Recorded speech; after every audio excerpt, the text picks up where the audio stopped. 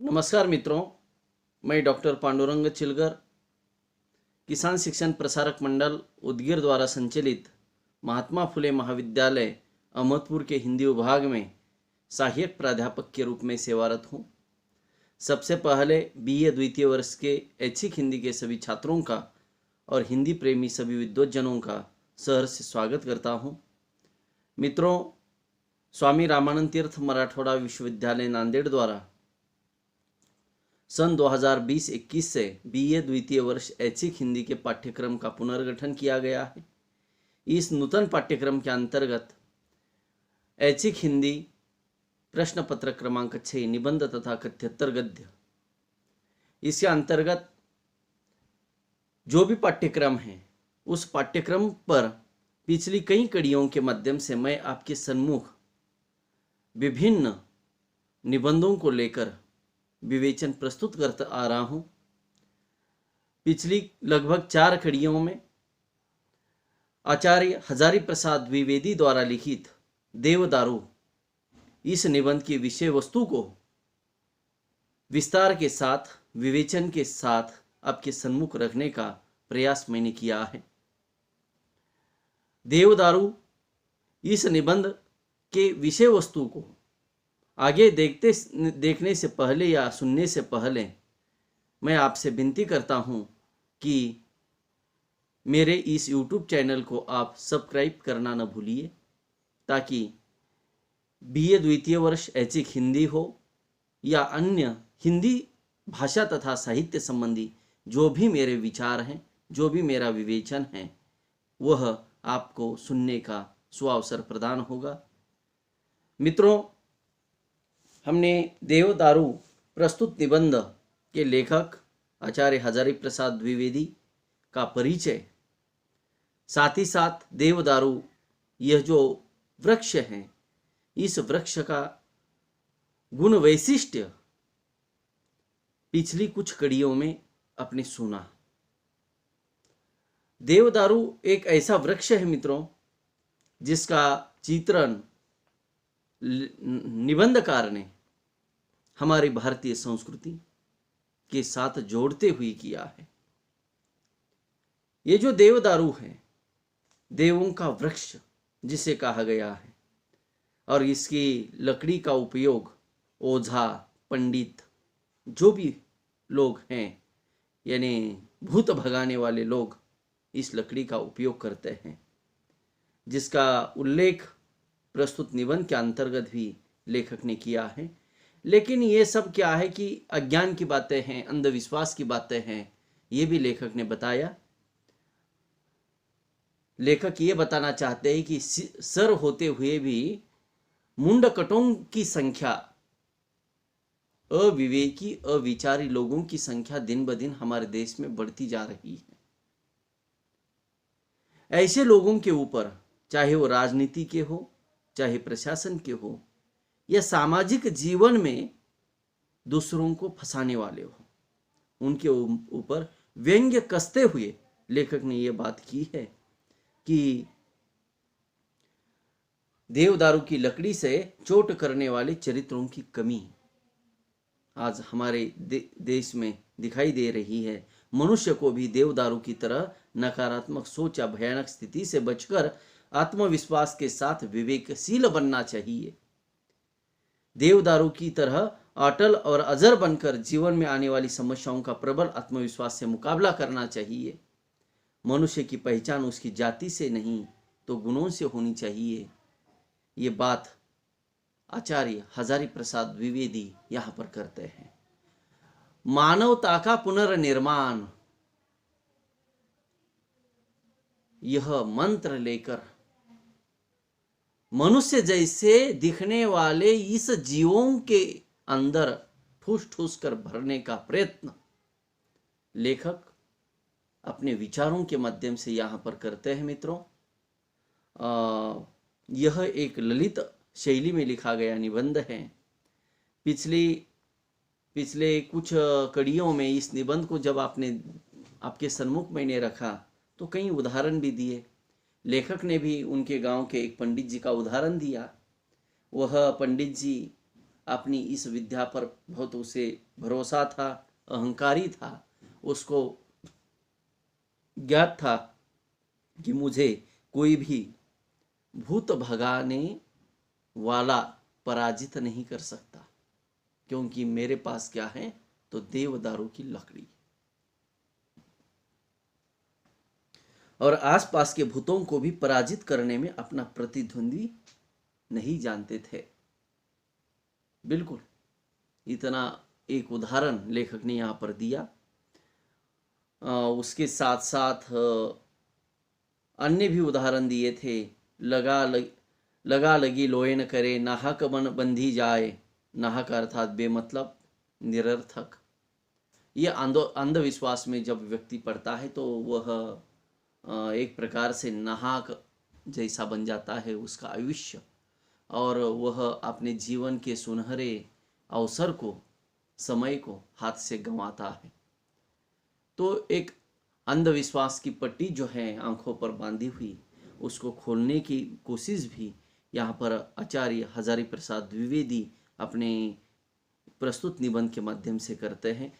भले ही ललित प्रधान शैली में लिखा गया यह निबंध हो, लेकिन विचार करने के लिए हमें यह निबंध मजबूर करता है।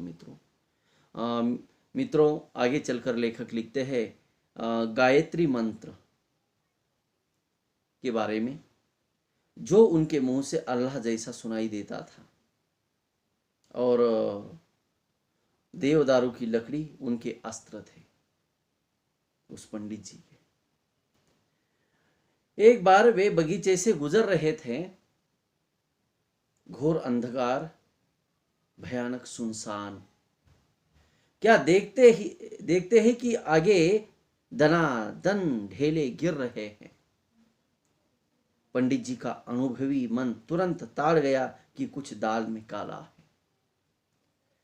जो जानता था पंडित जी कि मेरा प्रतिद्वंद्वी इस इलाके में कोई नहीं है भूतों को भगाने के लिए, लेकिन वही पंडित जी के सामने यह स्थिति निर्माण हो गई। मनुष्य इतनी तेजी से ढेले नहीं फेंक सकता।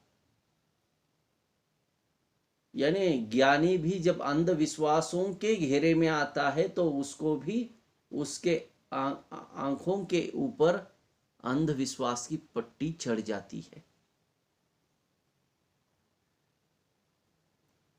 जैसा देश वैसा भेष, जैसी दृष्टि वैसी सृष्टि, वही दिखाई देता है। अब दिन भर विचार कीजिए, रात में सपने में आपको वही दिखाई देगा, क्योंकि सब कुछ सोच में पर निर्भर है मित्रों। अब जितना सकारात्मक सोचोगे उतना लाभ आपको होगा। नकारात्मक सोच कर देखिए, आपकी हानि होगी। तो मित्रों, उनको लगने लगा कि यह इतनी तेजी से कोई मनुष्य ढेले नहीं फेंक सकता। पंडित जी डरने वाले नहीं थे। पीछे मुड़कर ललकारा, अरे केवन है। केवन अर्थात कौन। पीछे मुड़ कठा घोड़े पर चला आ रहा था। टप टप टप टप की आवाजें। यहाँ मित्रों, पाठकों की जानकारी के लिए बता देता हूं कि एक बार मैंने अपने गांव में भूतों के जाति भेद की जांच की थी। कुल 23 किस्म के भूत थे। कुल कितने? 23 किस्म के। मूड़ कटा भूत मूड नहीं है। छाती पर 2 आंखें मशाल की तरह जलती रहती हैं। घोड़े पर चढ़कर चलता है। सो पंडित जी से उलझने की हिमाकत की इस दुरंत मूड कटेने की। डरने वाला कोई और होता है। पंडित जी ने जूता उतार दिया। वह गायत्री मंत्र पाठ में बाधक था। झम झम गायत्री मंत्र पढ़ने लगा। देवदारू की लकड़ी मुट्ठी में थी। वे रद्दे पर रद्दा बिचारा मुड़कटा त्राही त्राही कर उठा। आपकी बार छोड़ दो पंडित जी, पहचान नहीं सका था। आप फिर यह गलती नहीं होगी। वो भूत पंडित जी को कहने लगा। कितना, देखिए, इसमें से लेखक हमें कुछ बोध करवाना चाहते हैं। क्या करवाना चाहते हैं, देखिए आगे चलकर। आपकी बार छोड़ दो पंडित जी, पहचान नहीं सका। आपको मैंने पहचाना नहीं पंडित जी, इस बार मुझे छोड़ दो, अब फिर यह गलती नहीं होगी। आज से मैं तुम्हारा गुलाम हुआ। पंडित जी का ब्राह्मण मन पसीज आ गया। पसीजना यानी उनके मन में उस भूत पिशाच के प्रति कारुणिक भावना निर्माण हो गई, दया का भाव निर्माण हो गया। नहीं तो ये सारे गांव जबार का कंटक समाप्त हो ही जाता। मैंने यह कहानी स्वयं पंडित जी के मुंह से सुनी थी। अविश्वास करने का कोई उपाय नहीं था, फर्स्ट हैंड इंप्रेशन था। यानी इतना इंप्रेशन जमाते थे, अपने व्यक्तित्व का प्रभाव। उस दिन मेरे बाल चित्त पर देवदारू की धाक जम गई थी। आप भी क्या दूर हुई है? दूर नहीं हुई। इसलिए लेखक कहते हैं कि मैंने ये निबंध लिखा। देवदारू, देवदारू की धाक यानी मेरे ऊपर जम गई थी। देवदारू में इतना एक प्रकार से इतनी ताकत है उस देवदारू के वृक्ष में, उसकी लकड़ी में, सूखी लकड़ी में, भूतों को पराजित कर सकती है। और जिस कारण मेरे मन में एक प्रकार से ऐसा लगने लगा कि यानी देवदारू। और आप लेखक कहते हैं कि मैंने जो ये निबंध लिखा है देवदारू की उन वृक्षों की पंक्तियों में बैठकर, आकाश को छूने वाले वो वृक्ष देवदारू के, और उसकी छांव में बैठकर, उसके जमीन पर बैठकर उन्हीं देवदारू के वृक्षों का आश्रय लेकर मैंने निबंध लिखा। आज लेखक कहते हैं लाख लाख मुड़कठों को गुलाम बना सकता हूं मैं, क्योंकि मैं देवदारू के जंगल में बैठा हूं। भूतों में जैसे मुड़कट्ठे होते हैं, आदमियों में भी कुछ होते हैं। अब लेखक हमें मूल विषय पर लेकर आ रहे हैं। जैसे भूतों में मुड़कटे होते हैं, वैसे आदमियों में भी कुछ होते हैं। मस्तक नाम की चीज उनके पास होती नहीं। मस्तक ही नहीं तो मस्तिष्क कहां से होगा? देखने में समाज में इतनी भीड़ है, लेकिन उनमें से आप चुनिए कितने मनुष्य मिलेंगे आपको, कितने मनुष्य मिलेंगे। बाहर ढूंढने की आवश्यकता नहीं है मित्रों, आपने अंदर झांक कर देखो, आत्म परीक्षण करो, आप भी कितने प्रतिशत मनुष्य है इसका पता आपको चलेगा। यदि आप 100% मनुष्य है, ऐसा हो ही नहीं सकता।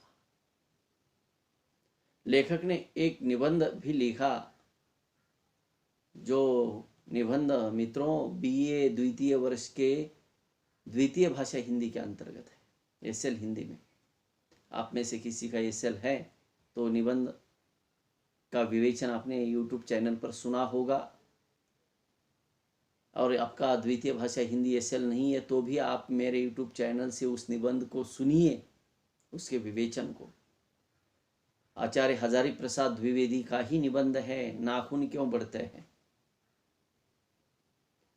उन्होंने बहुत अध्ययन किया, नाखून के बढ़ने का पता लगवाया, बहुत चिकित्सा से अध्ययन करके, और तब उनको पता चला कि नाखून का संबंध मानवीय उस वृत्ति के साथ है जिस वृत्ति को हम हिंसक कहते हैं, पशुता कहते हैं। मनुष्य के अंदर पशुता है, इसलिए उसके नाखून दिन ब दिन बढ़ते हैं। वो कोशिश करता है उसको बार बार काटने की, लेकिन वह कमबख्त बढ़ते ही बढ़ते हैं। क्यों बढ़ते हैं? आत्म परीक्षण कीजिए, आप कितना मनुष्य है और कितना पशु। बाहर समाज में तो आपको हर कोई पशु दिखाई देगा, लेकिन आपके अंदर भी देखिए। यानी लेखक कहते हैं कि यानी मस्तक नाम की चीज उनके पास होती नहीं। मस्तक ही नहीं तो मस्तिष्क कहां? लता ही कट गई तो फूल की संभावना ही कहां रही। लताया पूर्व लुनाया प्रसून शोध भव कुत्ताहा। क्या इन मूढ़कटों को देवदारू की लकड़ी से पराभूत किया जा सकता है? करने का प्रयत्न ही तो कर रहा हूं। परंतु पंडित जी के पास तो फची गायत्री थी। ओम भूर्भुवः स्वाहा तस्य वितुर्ण्यहम्। ये गायत्री मंत्र पंडित जी के पास था, वह कहां पाऊं मैं? लेखक कहता है मन की सारी भ्रांति को दूर करने वाले देवदारू तुम्हें देखकर, यानी लेखक कहते हैं कि तुम्हें देखकर मन श्रद्धा से जो भर जाता है वह अकारण ही नहीं है। तुम भूत भगवान हो, तुम वह मिटावन हो, तुम भ्रांति नसावन हो। तुम्हें दीर्घ काल से जानता था पर पहचानता नहीं था, आप पहचान भी रहा हो। तुम देवता के दुलारे हो, महादेव के प्यारे हो, तुम धन्य हो, इसलिए महादेव जी तुम्हारे सानिध्य में आकर बसते हैं, समाधिरत होते हैं। इस प्रकार की बातें लेखक प्रस्तुत निबंध के इस विषय वस्तु के अंतर्गत करते हैं। इस निबंध के विषय वस्तु को विस्तार के साथ और आगे चलकर अगली कड़ी में हम देखेंगे। मित्रों, आपने बहुत गंभीरता से मेरी इन बातों को सुना, इसलिए आप सभी के प्रति कृतज्ञता ज्ञापित करता हूँ और मेरे विचारों को यहाँ पर अल्प सा विराम देता हूँ, ताकि हम पुनः मिलेंगे इसी निबंध के विषय वस्तु को लेकर। देवदारू, आचार्य हजारी प्रसाद द्विवेदी द्वारा लिखित। धन्यवाद।